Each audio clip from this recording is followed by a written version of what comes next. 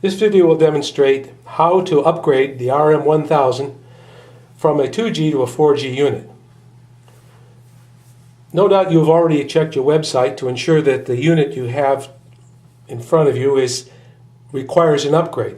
But in the event that you haven't had the opportunity, you need to determine what radio is in there before you proceed. There are several types of radio we've used over the years. Most of them are 2G radios, hence the requirement to upgrade to 3G or 4G. The most popular radio that we used was this one, and it's evidenced by big white label and it's green, or this radio, which is a later model. The big difference between these two is the antenna connector, which we'll cover in a minute. If you happen to open up your unit and you see a radio like this, which will have a yellow SIM in it, and it will be at the bottom, and a set of switches, this is a 3G radio. You may close the box up and proceed because there's no upgrade required. And the newest radio, which we'll be installing, is a 4G radio. And if you open up and see one of these in there, you're also done. You can just proceed to your next location. Of the two radios I mentioned that need to be upgraded, the big difference is the antenna connector.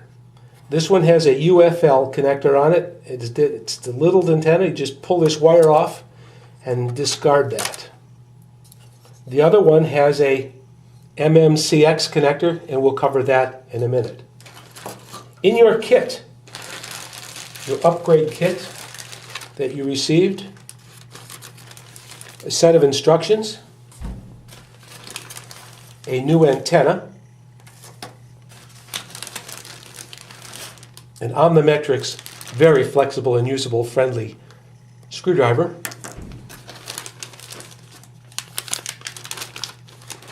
spare screws in the unlikely event you lose one of the screws for the radio, and the all-important 4G radio. It's in an ESD bag, electrostatic bag, and we'll open this at the last possible minute. So we've determined we have all our parts in place. We have everything we need so we can proceed with the upgrade. We've disconnected the antenna. In the case of the UFL, we just pulled it off, pulled it back, and then we take our screwdriver and remove the two mounting screws. One of them will come out without much trouble. The other one, you'll have to remove the SIM card. Just push the SIM card out and you can discard the SIM card. The other screw is hidden.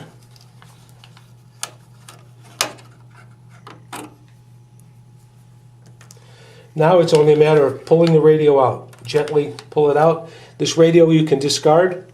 We do not want them back. You may dispose of it as you see fit. Now we're ready for the antenna upgrade. We determined that this one had this UFL connector, that little gold connector. So we're going to have to replace it because the new radio requires a different antenna connector. The way to remove the old antenna is reverse the screwdriver, and we use it as a spudger, and we get in here and we just work it out. This is good glue, good stickum. Don't worry about breaking the antenna. Again, this will just be discarded. If you keep working it down, it will come out. Now that we've removed the old antenna, another candidate for the trash bin. The new antenna that is in your kit is basically the same antenna, but the connector on it is what we call an MMCX.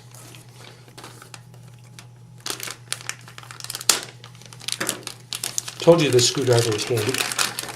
All right.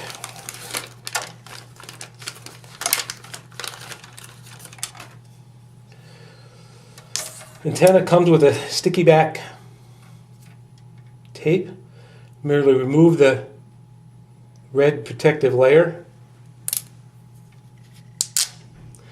and once you have the tape removed, you can replace it in the same area you had the other antenna. So once the antenna is secured, now we can take our new radio,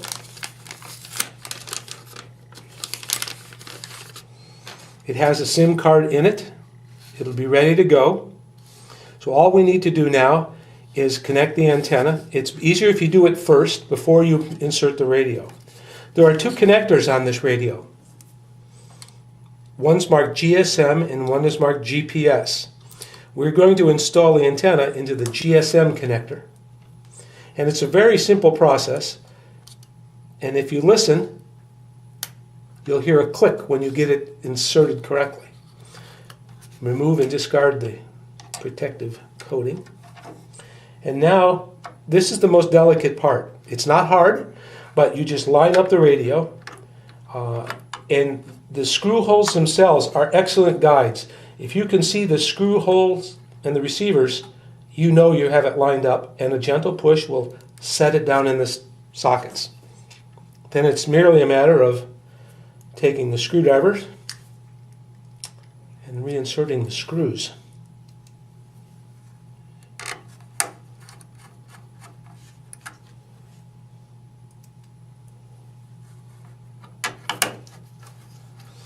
These don't have to be over tightened, just gently. We're just trying to keep rid of them slipping out of the socket. At this point, you can apply power back to the unit, connect the battery back up, and you're good to go. There's no necessity to call in. The units will register and go. As indicated in your instructions, you'll get a red light and a blue light. The blue light will blink initially, and then it will go solid. And then your little blue indicator light that you're very used to looking at will indicate connection when it's finished. If you open your unit and you see you have this radio, which is the old F2, F4 radio, it'll be a little easier for you because the antenna will remain in the unit, and there's no need to change the antenna because the connector is correct. Now it's a matter of remove the SIM card, allowing us access to the mounting screws.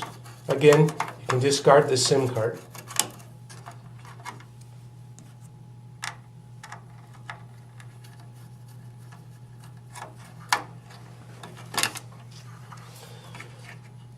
And pull the radio out. The antenna is still connected now. Now the way you remove this antenna connector, it's snapped in there. You can't pull this wire or you will break it. Just take the antenna, hold it in your fingers and twist and pull, and it snaps right out. Take your new radio, snap the antenna into the GSM connector. You hear the click, and repeat the process. We did.